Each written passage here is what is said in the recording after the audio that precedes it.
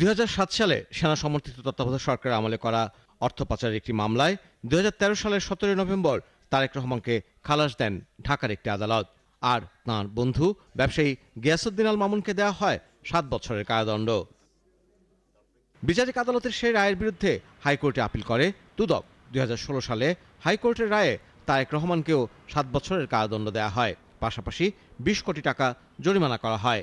এটি ছিল তার বিরুদ্ধে প্রথম কোনো দণ্ড। গেল ৫ আগস্টের পর মামলায় খালাস চেয়ে আবেদন করেন গিয়াসউদ্দিন আল মামুন। সঙ্গে তারেক রহমানের পক্ষেও আবেদন করা হয়। মঙ্গলবার প্রধান বিচারপতি সৈয়দ রিফাত আহমেদের নেতৃত্বে ৪ বিচারপতির আপিল বিভাগ শুনানি শেষে হাইকোর্টের রায় স্থগিত করেন। অনারেবল অ্যাপিলেট ডিভিশন ৩টা অর্ডার দিয়েছে। একটা লিভ গ্র্যান্ট করেছে, একটা হচ্ছে স্টে করেছে judgment and order of conviction and sentence, আর থার্ড হচ্ছে এই যে ডিলেটা ছিল ৩০৪৯ দিন, এটা কন্ডেম করেছে।